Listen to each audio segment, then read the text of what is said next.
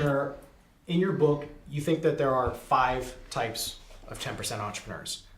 I know that there are 5 types. Okay.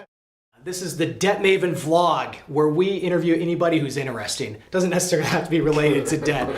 And I am here with Patrick McGinnis. Patrick, what is your background? I am a venture capitalist, private equity investor, and the author of the book, The 10% Entrepreneur. 10% entrepreneur. So let's rewind a little bit. Where are you from and how the heck did you get here? So I'm from a small town in Maine. It's called Sanford, Maine. 21,000 people currently in the southern part of the state. It's a town, it's very idyllic, very quiet. You know, it's the kind of place where you go fishing in the summer and skiing in the winter. And it's the kind of place where you never really have FOMO. Yeah. And fear of missing out, Cool. Which is a term that I invented, and I'll tell you more about that in a minute. But it's a small town, and then when I was a student and growing up in high school, I just studied really hard, and I managed to get into Georgetown University in the School of Foreign Service, which is this international studies program. I'd never left the United States at all when I went to college, and yet I was with all these kids who'd grown up all over the place. Yeah. And I knew I wanted to do something global in nature, and so I won the scholarship to go to Argentina from the Rotary Foundation my junior year. I spent the year in Argentina, came back, you know, and I left, I was wearing khakis and a white baseball cap. I came back wearing a leather jacket and tight jeans and calling myself Patricio and decided that I wanted to be working in venture capital and in investment banking or something like that in Latin America. Moved to New York City, worked for a hot minute investment banking in Latin America, transitioned to venture capital Latin America. You worked in investment banking in Latin America? Yes. The Latin America group of Chase Bank in New York. Cool. Okay. How long did you spend in Latin America? So I was there for a year in college, and then I was just here traveling back and forth in New York. So then graduated from Georgetown. Yes. International studies. Yes. And then what was next? And then moved to New York, worked in investment banking in Latin America. About a year into that, I got the opportunity to interview to be a venture capitalist, and it was a group called Chase Capital Partners. It was part of Chase. I went there and started doing venture capital in the first wave of internet startups in Latin America. I did that. When was this? We're talking 2000, 2001, 2002. Okay. I lived through the boom and the crash of the first internet wave. Then I went off to Harvard Business School, and What years were you there? This was 2002 to 2004.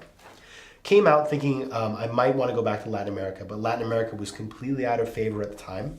So I ended up coming and working in a firm in New York focused on the domestic market. So I went from flying to Buenos Aires and Sao Paulo to flying to Urbana, Ohio to look at deals. Yeah. And in about 3 months into it, after I took a nap under my desk at our office in New Jersey, I decided I needed to reconquer the life that I'd had before. And I basically went out and got a job doing emerging markets investing, quit my job, and then started investing in places like Pakistan and Turkey and China. What was the name of this firm? Well, this is the problem. AIG Capital Partners. Oh, I've heard of them. Right? AIG, which in 2008, of course, blew up, was nationalized by the government. My stock fell 97%. And they took our bonuses. They were nationalized and canceled. And the way I got my bonus, because I really felt I deserved something, was to empty the mini bar at the Park Hyatt in Istanbul. Nice. It's true. We got that call. It was like, you're not getting a bonus. So I was like, let's see. The combined value of this mini bar is like at least at $300. Like, let me start with the gin. Then we'll move on to the rum. So this was right in the midst of the crisis. Yes. And you're figuring out, what the hell do I do next? I went through the 2001 crisis, then went to B school, thought I had shit figured out. Yes. And then, okay, now I'm going to go to AIG, great firm, great brand. I'm doing interesting stuff in VC and private equity, and then that falls out. Yes. And you know, you've lived through a lot. And the sad thing about, I know, right, is that I come from this small middle class family. Yeah. So I had always been really oriented towards big and safe companies like AIG, $1 trillion balance sheet, right? That didn't work out. And that really threw everything I thought I knew about the world into complete disarray. And I had this kind of existential crisis. And that's when I quit my job, did a year of kind of like eat, pray, love. Yeah. Kind of thought through what I wanted to do with my future and started working on all kinds Where of different projects. Were you I was here in New York doing that? Here in New York, and then I was in Spain and France. Okay. And because I watched the movie Vicky Cristina Barcelona on a plane. Yeah. And then I went to Barcelona because I thought I could have that too. Yeah. It's harder to And pull so off. what was towards the end of that process, like what were you thinking and what did that lead you to? So what it led me to was a fundamental rethinking of everything I thought I believed. I believed, and I was told, and I think, understandably, my father worked for the government, my mom worked for local companies. Go find a great company to work for, learn as much as you can, stay there, until you have a better opportunity and then maybe move on, but look for that stable opportunity where you can learn a bunch and make great money and do something cool within it. So I was in a big company like AIG, but doing really interesting investing. And I had that perfect combination of stability and excitement. Okay. The problem was that the stability was an illusion. And in fact, the corporate world that I had signed up for, especially coming out of college when Wall Street was the only sort of thing that people did, maybe Wall Street consulting, that no longer existed as it did 10 years before. And we've seen that now, right? Wall Street is now a place where there's far less stability. And so what I realized was that if I wanted to build something, a career that made sense for me, I needed to take control, not expect some company to just be around forever, but actually create a diversified set of opportunities that I had control over so that no matter what happened in my life and career, no matter how many crashes there would be in the macroeconomy, that I would always have something of my own that I could take with me no matter what. That was the big insight.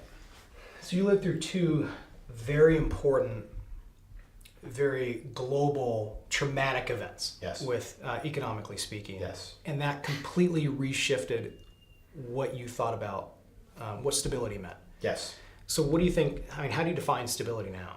So I define it as the opportunity to build a portfolio of economic opportunities for yourself where you are diversified away from whatever you do as your day job, and where you have access to real upside that is uncorrelated to your day job. Okay. And I've realized now that it works because as we've seen in the last year and a half, 2 years, we've lived through a time of tremendous upheaval, right? Yeah. Brexit, the election, there's all kinds of things happening.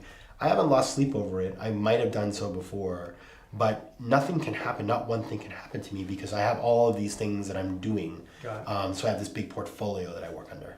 Interesting. But let's go on to one of the things you've coined, which is FOMO. So what is FOMO? What's the background on that story? Yeah, so FOMO is fear of missing out. And basically, I was a person who, when I went to Harvard Business School, this term did not exist. But I noticed, again, I come from a place where there is no FOMO. There's like nothing to do other than maybe hang out with your family in Maine. In the wintertime, you don't leave your house. And so I never was a FOMO person until I moved to New York and I had all of these options, always a party to go to or dinner or a work event, or there was a lot coming at me and my life was very busy and exciting. And business school is sort of like that on steroids because you're living in an environment where it's residential, where you're around very high capacity people, all type A, who are doing a million different things. There's social events, there's intellectual events, there's travel, there's so much happening. And I tried to do it all. I mean, I was sick every month because I just beat myself up. And I'm fine with that now. It was worthwhile, but I just really ran myself ragged.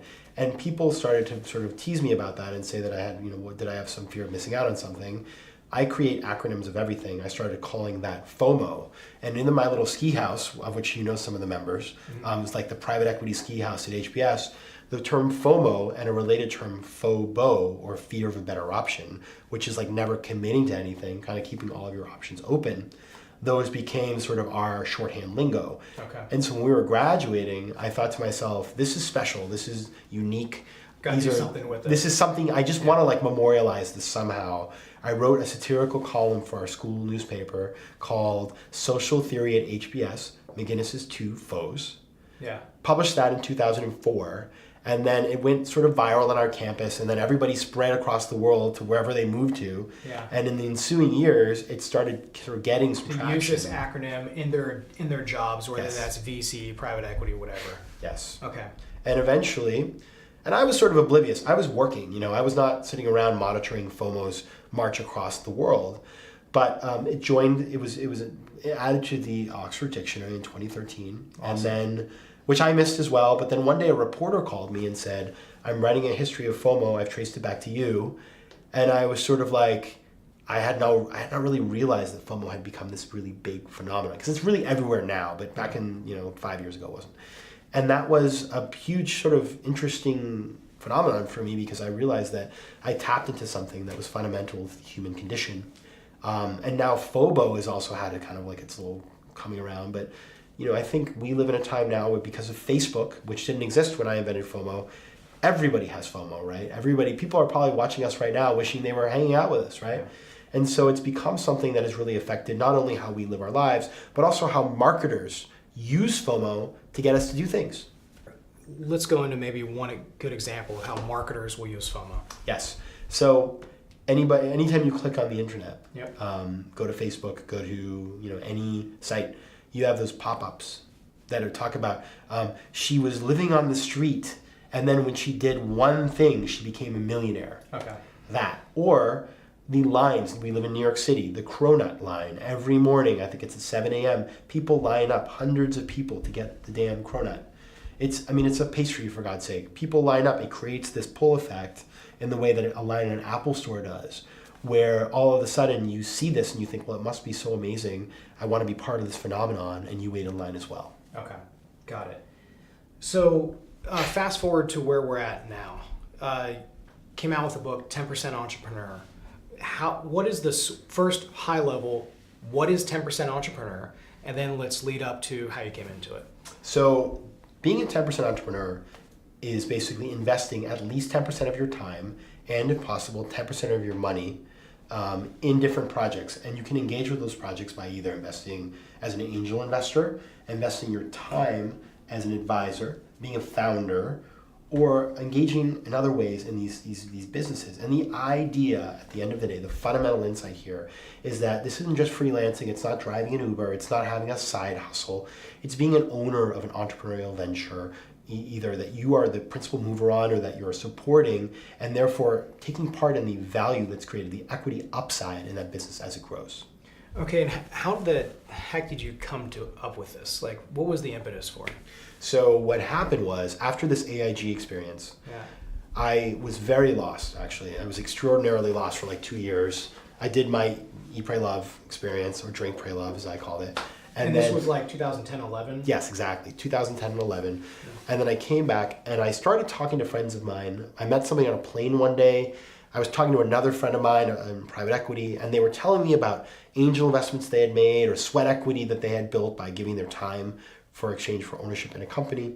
Yeah. And I thought, well, that's really interesting. But I also kind of felt, funny enough, I felt a little threatened and or jealous of them, because I thought like, oh, well, they're so lucky. They have these stable jobs. Like, I'm kind of figuring myself out, like, or they come from a wealthy family or whatever. I don't have enough money to do that. Yeah. And so I sort of started building barriers for myself before I even knew what it would require.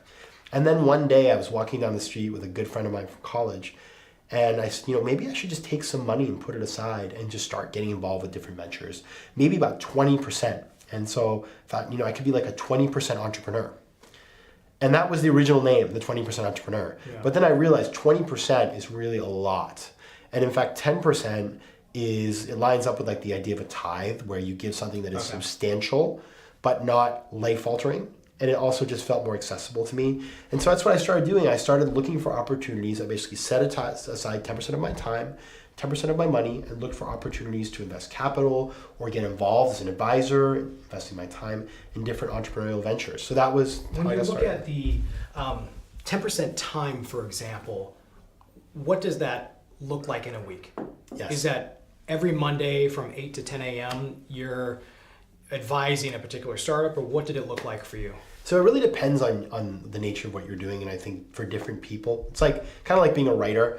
Some people write every day from 6 a.m. to 8 a.m. or from 2 to 4. I just write when I feel like it. And so that's just who I am as a person. I'm not a regimented person. So my 10% was more about making sure that I integrated into my life opportunities to go meet people. Like, I would start setting up meetings with companies that were looking for help. Yeah. Or I would go to meetups. Or I would spend time thinking about reaching out to people who might have opportunities that were relevant to me. So what it really was, at the end of the day, it wasn't a fixed calendar thing for me particularly. It is for other people. It was more about creating the space in the mindset to start doing these things as part of my daily routine. It was the concept of something significant but not overwhelming in your schedule.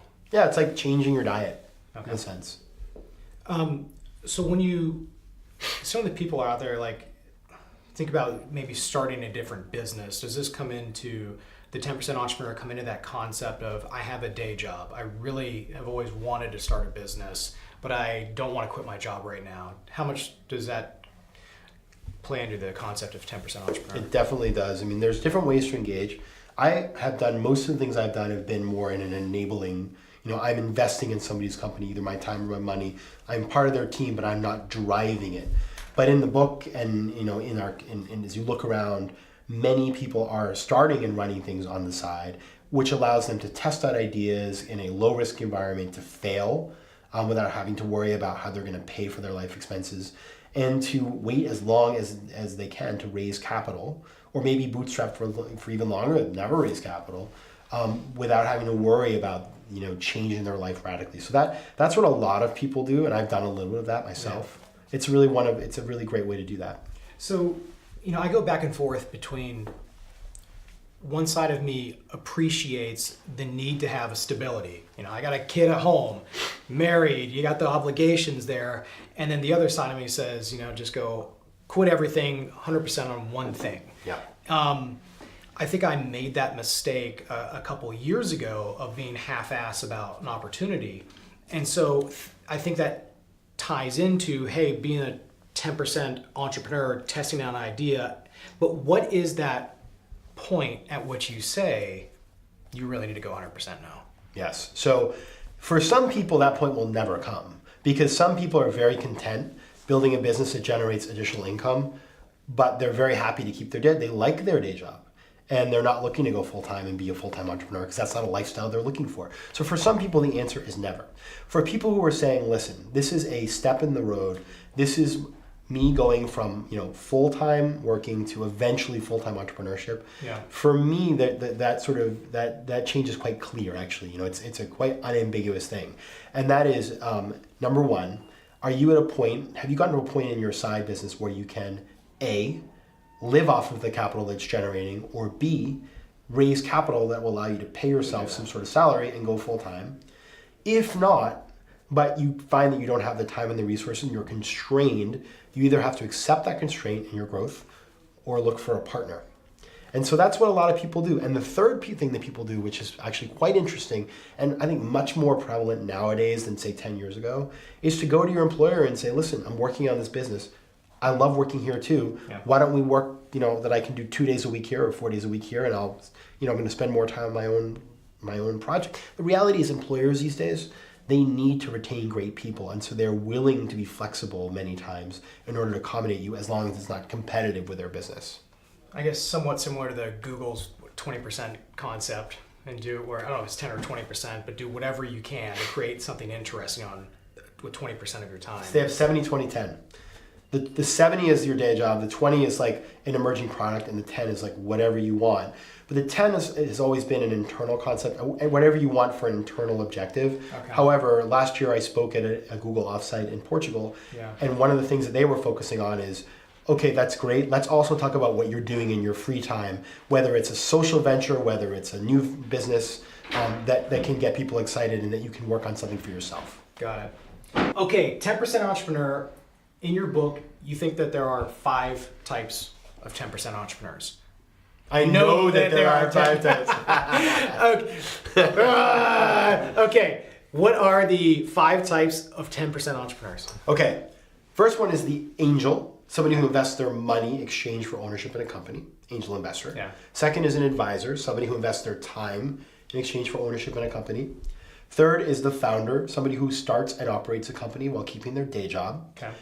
The last 2 are types that you one of those 3 applied in a specific way. So the first one is the aficionado. That is somebody who, as a 10% entrepreneur, uses their 10% to explore a passion. So for example, you love to cook, you love photography, you love art. You do a business that involves that industry or that space. It allows you to have a passion, explore it in a way that is sustainable, that has a business objective, but at the same time allows you to do something professional that you would never do full-time, but that you would do part-time. Okay. Finally, the 110% entrepreneur is somebody who is already an entrepreneur, like you. Wait, Okay. Go. They're already the 110% entrepreneur Yeah. is somebody who is a 100% entrepreneur. They are Yeah. already full-time. Already in it. And they realize that they have all these skills that are valuable to other entrepreneurs, that they've got this one big bet on their startup, which is high risk. So they diversify themselves by using 10% to get involved in other people's businesses. Okay.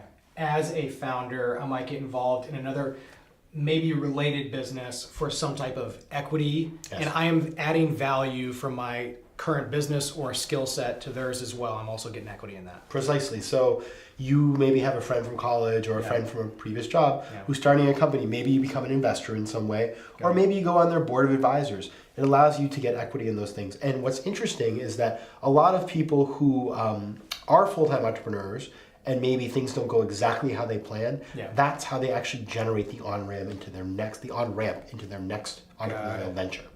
Got it. Okay, cool. So what has been some of the feedback that you've received about the book so far? It's amazing. It's the best book ever. Done. It's my mom told me that. 100% of Amazon reviews have been 5 stars. My mom created Mom, thank you. 473 accounts. I think the feedback has been, so it's been really interesting. Yeah. And the feedback has been very good, I'm happy to say. Actually, maybe, what has been the most thought-provoking feedback you've received on the book? So it's a good question. I think it's been when I have shown the book to people who are very different than me. So if you show a book like this Yeah. to somebody who went to four-year college, that worked in a job where they were able to save some money, that has, a good support network and a good, group of people around them, these things seem pretty, there's nothing in there that's particularly crazy. Yeah. What's interesting is when you take it out of that environment, and for example, I've done book events in places like Uganda and Mongolia and Peru and all kinds of places around the world where people, I had an event last week in a small city in Peru called Chiclayo, which I did a talk for about 30 minutes about this concept to women who were in their 40s, 50s, and 60s who were first-time entrepreneurs. So And- completely different from your background, from most of our backgrounds. Yes. Cool. And what I have learned from those people is, number one, that entrepreneurship is incredibly democratic.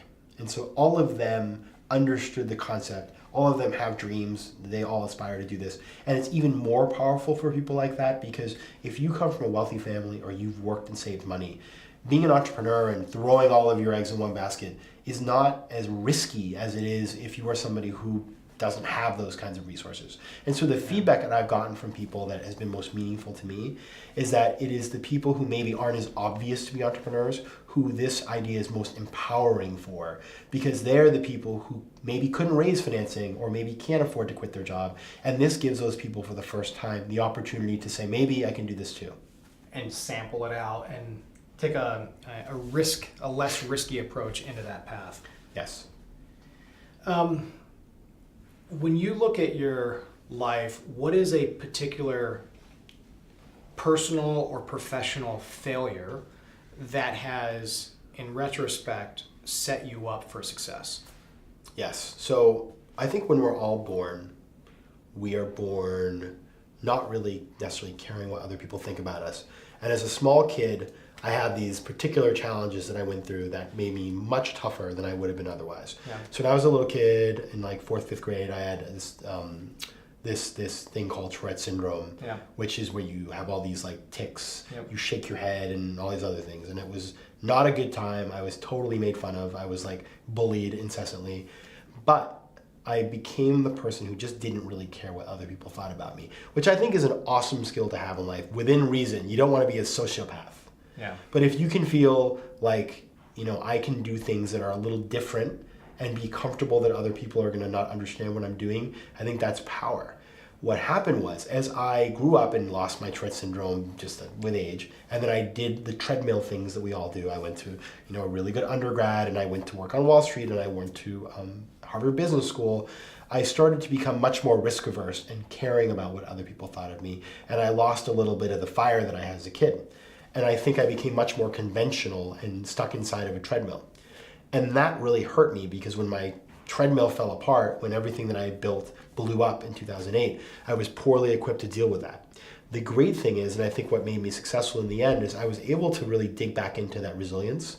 And now the things that I've done with 10%, these are things that everybody said to me, like, there's no way you're going to get an agent. There's no way you'll get a book deal. Why are you doing these 10%? Does that make sense? Like, why would anybody want you involved? How are you going to make money? These were all things that people questioned me on. And I basically had to sit back and rely on myself and have confidence in myself. And so that, as I thought about it, it really goes back to that initial experience of just learning to be confident in who I am and not worry what other people think or how they're going to judge me.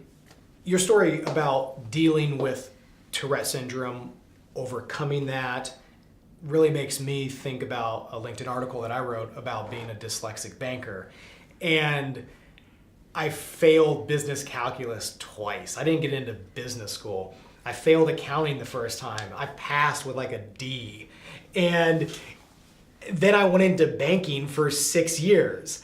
I was a horrible banker when it came to the modeling side, but I was really good at the front end sales and marketing.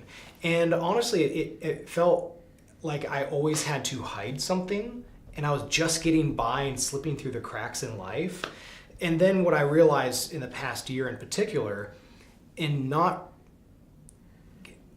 not caring, but it's playing up the strengths. Yes. It's not become an issue anymore. Because I know I don't care about this part of my weakness because I've complemented it with a team member. And it's actually, it's been relieving to know that, or reassuring that everyone has something. And then the more that you just get it out, say, here's who I am. It's been interesting to see in the past 6 months in particular how receptive people have been, and they have come up to me at a conference and say, hey, I really like that you had the guts to put yourself out there like that. That's really cool. And that just is continues to highlight the need just to be your authentic self. It's so true. I have a colleague in my private equity days, a woman named Michelle Levy, who, is this very staid, firm, white guys in blue shirts kind of world. And she is a Brazilian woman, and she tried to fit herself into that square peg in the round hole kind of thing. She tried, and she just wasn't, we talked about this. She was not happy. She wasn't, she was a smart woman, but she was never valued. She ended up leaving there, starting her own company, is wildly successful, using her personal brand, who she is as a person to market this lifestyle company around Brazil, and has built a company that nobody else could build. She built it better than anybody could have imagined. And if she just stayed trying to be successful in the path that everybody else says is the right path, which is private equity, she would be completely mediocre. It's very powerful. It's interesting. I think it was mid 2007, and I was in a Barnes and Noble, and I was reading through this book. I really enjoyed psychology, and so I read through this book, and I came across a chapter about like Tourette syndrome, and I was like, there's physical Tourette syndrome? Holy shit, I have this. Because I had similar things where I had, particularly under stress, physical tics that would come out, and it's still happened to this day, but It's amazing. I called my mom, I said, dude, look at these symptoms, is this true? She's like, yeah, I just never told you. Because I never wanted you to think of yourself in that way.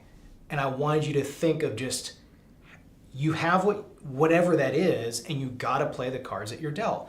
And it's so interesting now after I read that, I never even thought about it growing up. And then it started to make sense now, and it's like, okay, I'm actually more conscious of it in certain, for example, in getting ready to do a pitch in banking or whatever, or it's 3:00 and I have to have this deck done by 6 a.m. and it would come out and I would have to notice, okay, just like calm down, focus. So it was interesting to hear your story because I kind of had a similar story and kind of working through that. Right. So let's go to kind of a different topic, and I'm curious to hear, like, what do you think is your, as opposed to maybe the downside or weaknesses, what do you think are kind of the greatest strengths that you've discovered about yourself now in this career since the late 90s to now that you're really most proud of? Wow, that's a great question. Not my humility. Well, I think it'd be honest, an objective look at who you are. No, I'm just, right? I think resilience. I'm a very resilient person. like I can't be upset for more than one day about anything. I mean, I just don't even know how to do that. Yeah. So I'm able to, I think because of my experience as a kid with all this Tourette stuff, I compartmentalize extraordinarily well, which maybe has its downsides, but like if something bad happens, I'm able to put that aside, focus on what I need to do, be resilient and get the job done, and just always push forward. And I think that's one. Number two is I think I've been raised in a way that I'm empathetic of other people. So, I grew up in a very normal place, small town America, where I was never handed anything. And so I try to really, and I think especially after 2008, there was a period when I was sort of in finance and making more and more money where I think I maybe lost touch with that a little bit. Yeah. But anybody who does something entrepreneurial, when you're picking up your own phone and you're doing all the dirt work and the grunt work, you realize that everybody should be valued and that we should all try to leave every interaction in every place better than when we found them. So those are two big ones. And then the third one I think is, I'm a curious person. I've been lucky enough to travel to over 80 countries. I speak 4 languages. And so I really get a lot of joy out of being able to use those skills. And I also think it really sets me apart from other people. There aren't too many people from the United States, or especially from a small town in Maine, that can roll up in most countries in the world and go native pretty quickly. And I feel pretty comfortable doing that. How can entrepreneurs build resilience? I think resilience is like any other hard-earned trait. It is something that is built up over time. So like if you, for example, running a marathon. You run a marathon? No, half. Oh, I'm running the half in March. You should do it too. So when you train for a marathon, you can't run it the first day. You got to train for it and build up over time. Your muscles have to build up the ability to put up with the pain that you're going to put them through whenever you run. The same thing about resilience. Like what's so interesting, and I think this was like a kind of a big aha moment for me, was after Harvard Business School and all of the crazy things that have happened with 2008 and other sorts of ups and downs in life and personal challenges that friends of mine have had, I have found that oftentimes it is the most successful people who are the least equipped to deal with problems. Because if you got into Harvard Business School, chances are things are really going pretty well for you. It's not like you're going to apply and be like, listen, I got this job out of I failed out of college, got a terrible job, was horrible at it, and now I'm going to HBS. No, I went to Princeton, I went to Morgan Stanley, I killed it. My dad is the vice chairman of this airline, and here we go, right? Yeah. And so those people have never really had, they may have had challenges personally, and many people do, but they haven't had to overcome a massive failure. And I think that if you're going to build resilience, number one, you have to have perspective on what is truly important and not believe that you are the center of the universe and that your small problems are more important than those of people who can barely afford to eat every day. So keep things in perspective. And number two, I think you need to basically accept the fact that this is a long-term play, that every day when you're building an entrepreneurial venture is going to have particular challenges, and that this is not a bunch of sprints, it's a marathon, and you have to keep things in That's that such a great mindset. perspective. One of the things that I'm reading a book right now by hedge fund manager Ray Dalio about principles, and one of his kind of central concepts is that pain plus reflection equals progress. And I think that concept can tie into resilience. Yeah. You feel the pain, you reflect on that pain, and that allows you to become more emotionally equipped to handle the ups and the downs. Yeah. And so, particularly in the past, year of doing DebtMaven, our startup, there are tons of troughs that we've been through. Whether it's having no money, having no angel funding in the beginning, having no sales, or the product is not where we want it, and having to find a new development team, and then just feeling like crap for a day or two.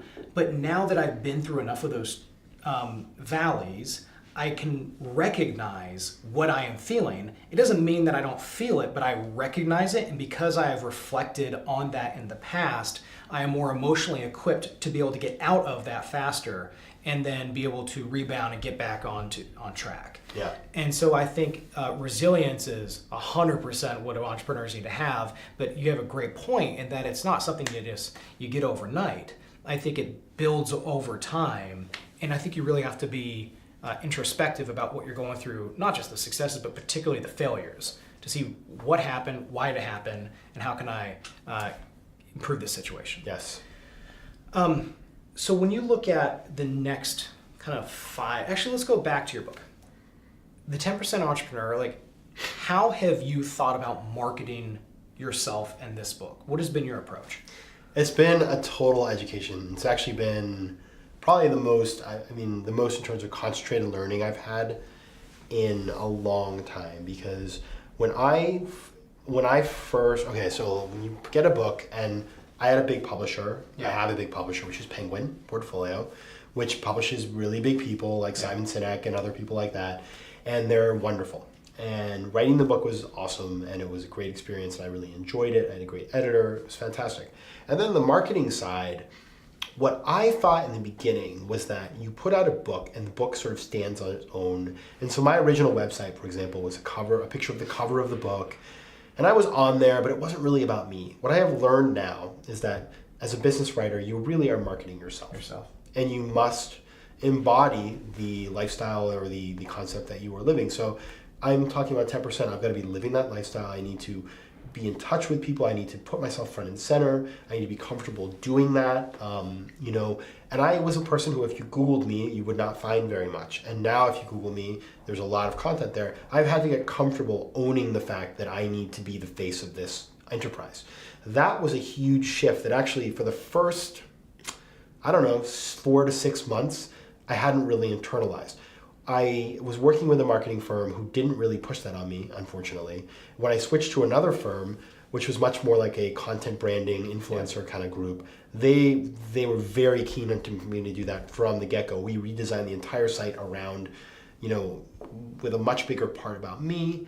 And I've also gotten comfortable talking more about myself as part of this journey. And what I have found as I do that is that people really respond. It resonates with them when you tell them what's going on with you, when you're open with people.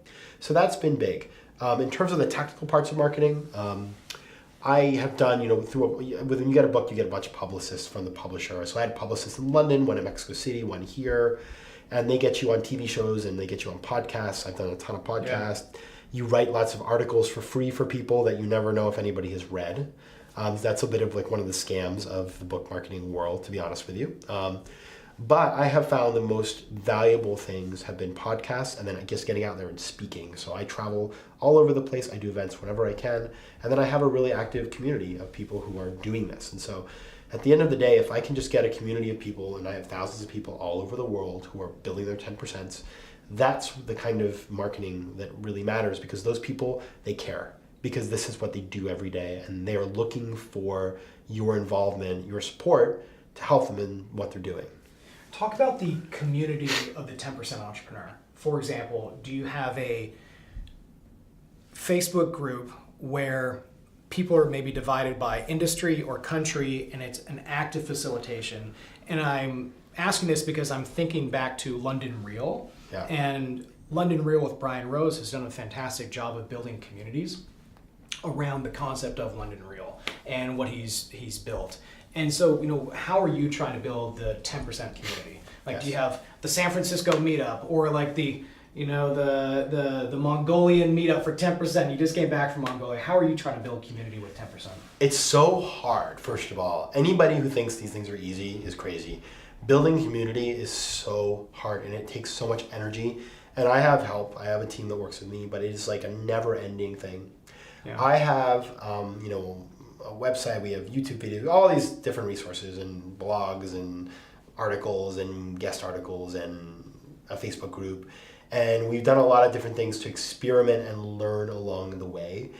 When you publish a book and it comes out in foreign languages, you have very little control over how that is published and marketed, because you've sold the rights. And so in Latin America, because I speak Spanish, I've been actively involved in partnering with my publisher there. In a place like Mongolia, where I know the person who's going to publish it, I can get involved. But in a place like, China, I have had no ability to drive anything. So maybe there's another complete or related question. Why did you decide to spend the time and the energy to do Spanish, Chinese, other languages for the 10%, as opposed to English-speaking countries and trying to get deeper in that?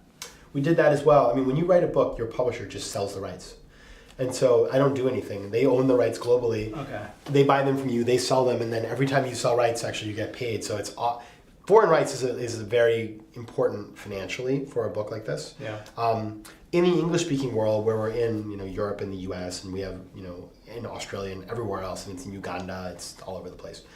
I do have a Facebook group that has been growing, but it's still, I would say we're still testing and building that out, because getting people to come in and ask for help and driving that conversation requires a lot more from me than just like letting it happen, right? You need to be really active in doing that.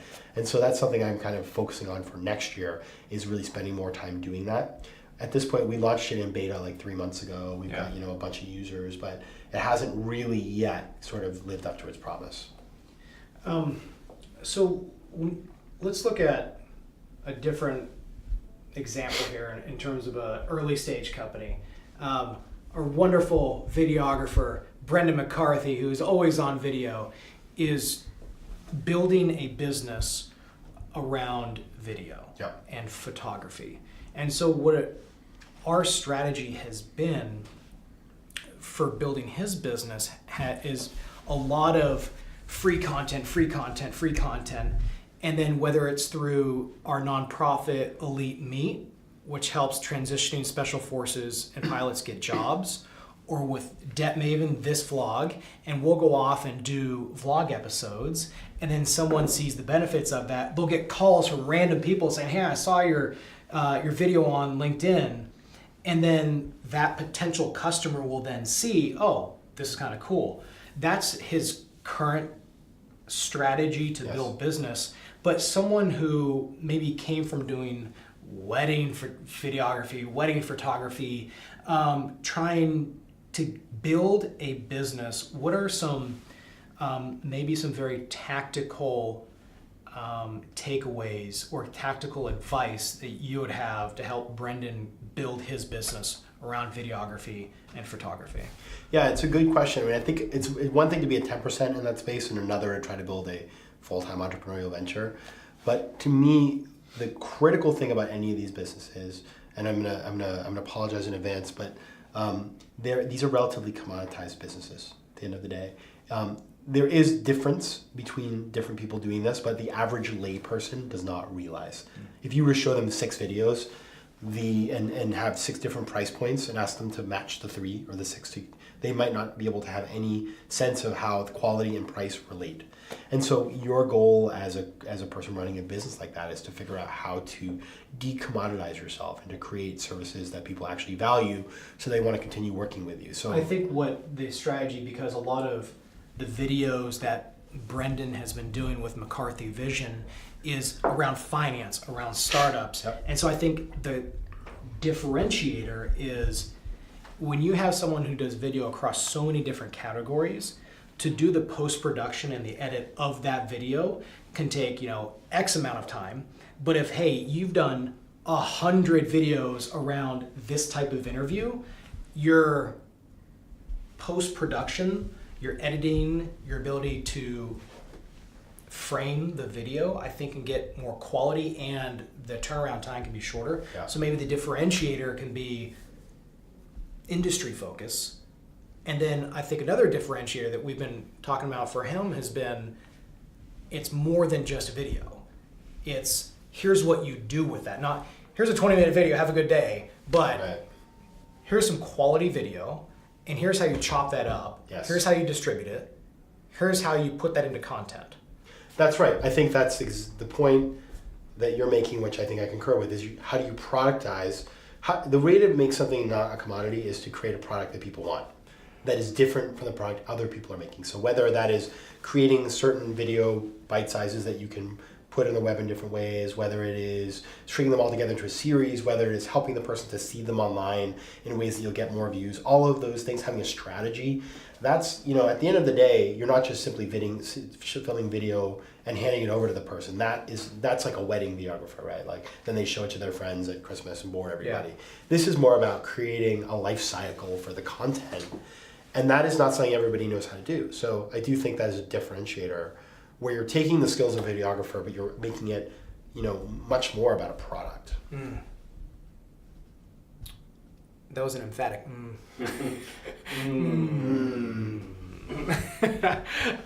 So what is when you look at the next couple of years for you? What do you think that looks like? My other grand failure is I'm terrible at planning. I really am. I'm one of these people who can't think more than 3 weeks ahead in my life, which is. Hey, but this actually goes to Dilbert guy, Scott Adams. He thinks goals are generally less valuable than having your systems and your processes. Yes. Well, then I guess that I am winning in the world of Dilbert. Mad successful guy. Check out his stuff in like Tools of Titans. Just his story is so in depth and how he created the success that he has. That's so cool. So, what does that look like? You've launched the book, you're in the middle of that. What does success look like to you 2 years from now? So what I've been focusing on is a couple of things. We're getting fucking deep with this. Yeah, I know. It's good. This is a good question. This is what I'm thinking about right now. So you're like, I'm gonna, I've just talked about this with one of my close friends yesterday, that every year we give each other goals for the new year. And he was asking me about this. So I've been thinking about it. Say that again. You and one of your best friend? Every year we sit down and give each other a goal something to work on. That's dope. And it could be something like, I'm not going to reveal because it's, okay. But like, it's like you do this thing, which is you don't realize how destructive it is to other people around you. Like you have this behavior pattern that frustrates people. So you and someone you're close with give each other not just, I'm going to make $1 million at the end of 2018, but it's, hey, I've noticed that a lot of times you interrupt in conversation. Yes. And that's something I think you should work on. Yes. That type of thing. That kind of stuff. And it's great because this is somebody I'm very good friends with and somebody I trust inherently and know that, those friends where that your best interests are always at the in the forefront of what they tell you. So like, nothing he ever said to me is something that would come out of a place of competition, jealousy, or like just being a jerk. Yeah. It's like really my best interest at heart. So I trust it. And when he says it, I'm always like, it hits right here because I'm like, you're right? So what I have... But it's something that you already knew, it's just somebody's holding you accountable for that. Precisely. Maybe a new idea on top of it, and maybe it's not it may not be the exact right advice, but the idea, it may not be like, you should do this. And you're like, well, that's not really what I want to do. That may be, what you think would be cool for me, but like, I'm really going this way. But the idea is to sort of like sit back and get somebody who you trust to help you set a goal. For myself, I've done this book. The book has had a really good lifestyle. It's got like a long life. It's been, it's all over the place, which has been amazing. I am working on another book idea that is, I'm going to figure that out in short order. And so I think I want to write another book that is related but different. And then I want to continue, using this platform I built to do more speaking and stuff like that. And then the third part is, and this is one that I'm still trying to figure out, I've been investing in things, I've been getting involved in things. I might have some exits coming up, hopefully. And so what do I build? Where does the business part of my career go? Do I stay on my own? Do I associate myself with a platform? Part of me always says, being on your own is really hard. And so if I got the opportunity to join a sort of platform in a role that was flexible enough that I could do my other things, I might do that. But right now I've been, I have my kind of day job, which is my advisory firm, and that's been great. But, that has been going on for a number of years. Where does that go for the next 3 years? And so that's what I'm really thinking about. But the good news is unlike when I first started doing this, 6-7 years ago, where I had no idea. I would get out of bed every morning terrified because I didn't know what I was going to do with my life. Yeah. I'd go to like a yoga class and there'd be a mantra. You have to choose a mantra. Yeah. And my mantra would be momentum because I felt like my life was stuck. Momentum. Right? Because I was like, my life is so, I have no momentum in my life. Ours right now is kind of revenue. Yeah. And it's the same, it's a business version of momentum. It is. And it's, so kind of I was just thinking for kind of building a 10% community, an idea, and I don't know if you guys already do this, but why not interview the people who are either at the beginning, like have it a 10% podcast, and you have 15 to 30 minute episodes of interviewing people who are at the beginning of it, because you get a very different perspective, and versus someone who has successfully done that, and then they became a full-time. I don't know where you guys are at with. Yeah, I mean, I thought about podcasts. This is more like a longer conversation that I'd love to pick your brain on, but most people so I've been on like 50 people's podcasts at this point. I love doing other people's podcasts. Most podcast hosts that I know tell me not to do it. They're like, it is so hard to get traction. His story, who's the 10% entrepreneur, and Brendan just started it 3 months ago. Yeah. And whether it's podcast or a 5-minute video with us right here, but Brendan, you just started. What's it been like for the past 3 months? Or doing it in terms of a written content. Yeah, I have done written content. So on my blog, you have like your weekly profiles of 10%ers. So I do that already, but I haven't done it in the community. I've done it more in the blog. Well, it's in my community. It's on our blog. It's in our email marketing. I do like a profile of like 2 people a month from all different walks of life. We're gonna do a special Mongolia edition coming up. That's really fun. So I have done some of that. But yeah, I think, the answer is there is more I could be doing, trying to balance that. And like, I could literally spend 120 hours a week on this, right? But that's not realistic for me. So trying to figure out how to target my energy in the most effective way is an ongoing challenge. What is one thing that is unique, similar to how you and your best friend kind of share each other's goals? What is maybe kind of one thing you wish other people would do? So for example, my wife and I, wherever we go, we get these little Starbucks cups, and we probably have 30 cups. Every time we drink coffee, we look at pictures from where that cup is from. For example, last night we looked at San Francisco pictures where we got engaged, or somewhere in Japan. What is a unique habit or ritual that you do that you think other people should do? Oh, this is a great one. This is like, I literally saved my life a million times. It's called Ask the Watch. So Ask the Watch. Ask the Watch. So basically, I could spend my day fretting over minimal and non-important decisions. Do I have chocolate or do I have vanilla? Do I go for a run or do I take a nap? I mean, I literally could spend my life worrying about these things. And a friend of mine from college gave me this idea, which I have used ever since I was in college, which is when I have a non-life-threatening decision I need to make. For example, last night I was like, should I go to like the spinning class in the morning or should I sleep in?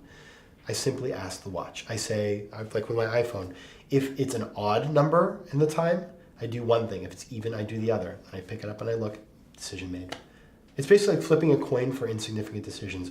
I look at my watch, is it above 30 or is it below 30 in the second hand? And that's literally, it helps me to, and I've never gone against the watch. I don't ask the watch. I wouldn't ask the watch like, should I rescue that person on the side of the road? It's dangerous. Like that's not a good time to use that. You need to use deductive reasoning. Yeah. But if it's something that is, really inconsequential, yet I find myself stuck, I ask the watch and then I do whatever it says. That's really cool. Powerful. It's like basically just letting the universe decide. What purchase of $100 or less has had a significant impact on your life over the past couple of years? Oh, this is a hard one. Mine or go. earplugs? Oh, that's a good one. Yeah, I mean, that does change the game. Earplugs, because especially in New York, you're distracted so easily. So this little purchase of $5, and I can focus intently on things as opposed to being distracted. I would say, that's a really good question. Blackout shade for my bedroom. That's dope. Just sleep, That's dope. I gotta get my sleep. Yeah.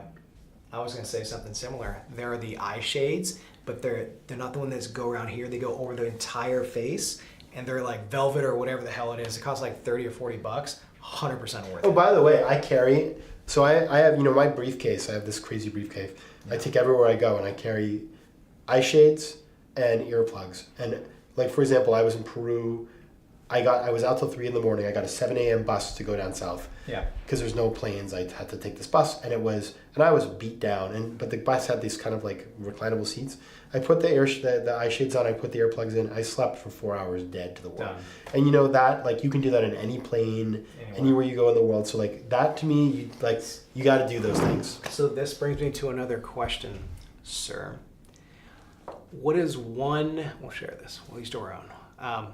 What is one thing you wish corporate culture would do differently? I think it's encouraged people to do entrepreneurial ventures on the side. So 10%, it's amazing how many companies I've talked to that say, oh, this is a cool idea, but we don't want our employees doing that because they'll be distracted. And I'm sort of thinking to myself, most people will never quit their job. This is simply a way for them to have a great new experience. Second of all, are you so incredibly insecure that people hate your company, they're going to quit you number one, day that they can? Be confident. If you had an employee, you said, I want you to spend the second half of every Friday or every other Friday doing something on your own at work. Maybe it's writing a book, whatever your 10% pursuit is. I think you would actually have more loyalty with whoever that was. And also that gets them more energized and creative. Yes, fully. And if they go off and do their own thing, guess what? They're not meant to be there. That's fine. You don't want that person dragging.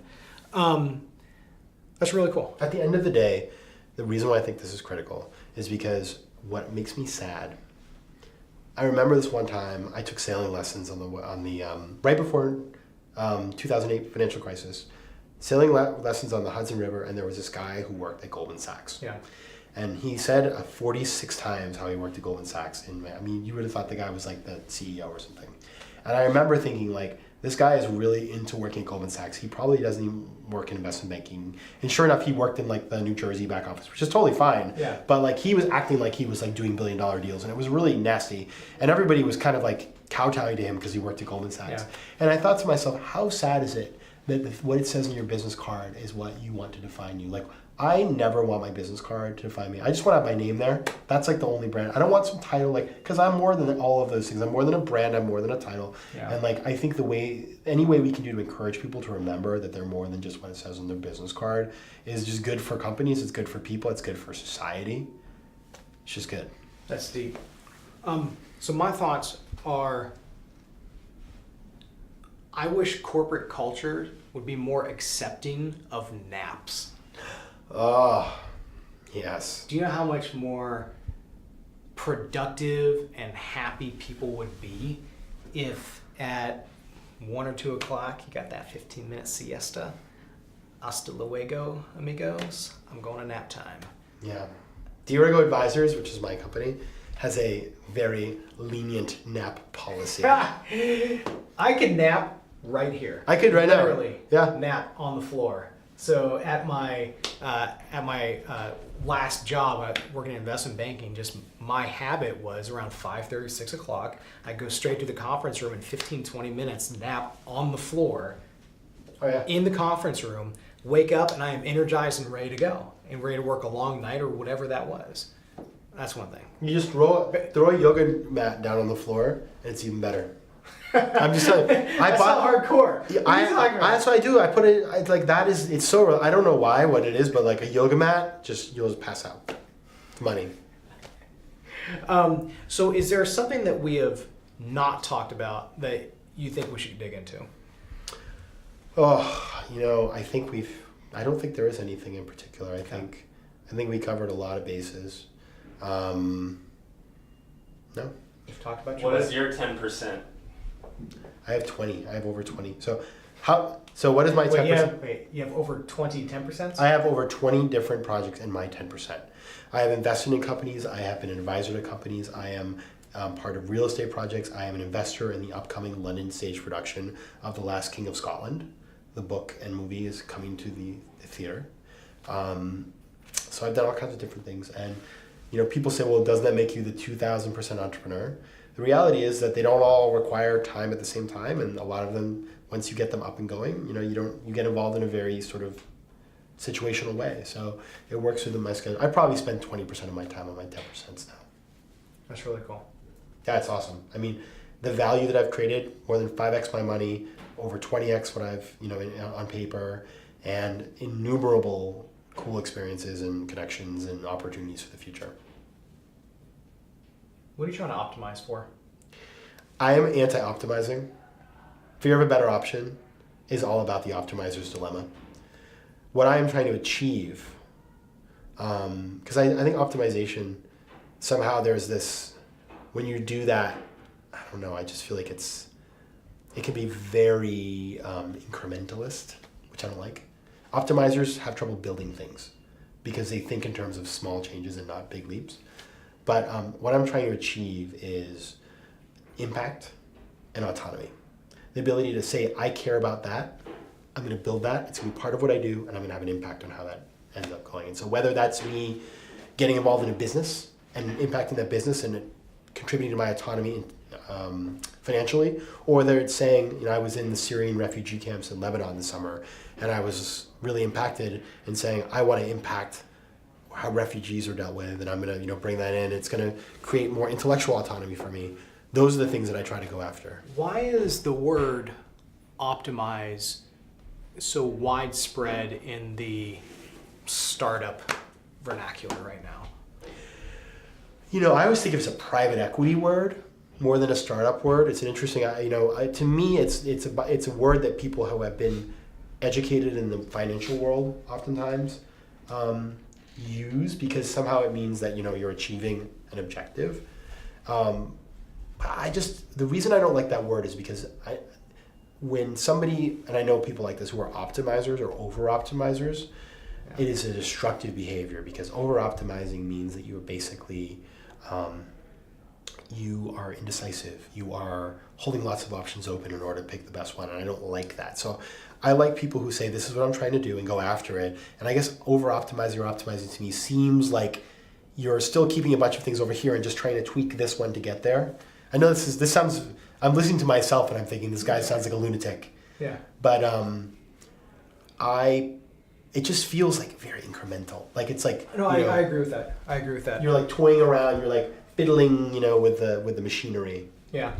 That's a really interesting perspective, as opposed to zooming out. Like, why are we focusing on just optimizing this one particular thing? Like, zoom out, what's the big picture? How can we do a step function improvement? And that's great if you're working in, a training desk or something where you've got to put on that position and monitor it and do this and that. But if you were trying to solve like a global problem, you can't optimize towards solving like the lack of water or refugees. Like, there's no optimization there. It's like you have to like go directionally to fix it. So I guess I think that's more important. It solves bigger problems. That's really cool. It's good. I didn't expect that answer, and it's good to. I didn't expect to hear it from my mouth, actually, because I've just been thinking a lot about this lately, and so your really cool question, your incisive question, got me to say it. Are you trying to say I bring out the best of you? I'm just saying that maybe It's okay. Maybe we could do more of these in the future. I think we can. Yes. I wrote an article online talking about being a dyslexic banker, and What is that? love your video. No, just kidding. It's not that. It's like pick up diapers at store. Why? And We were just getting into it too. ready to go. Let me get my tears back. Oh my god. Get the coffee. Onions.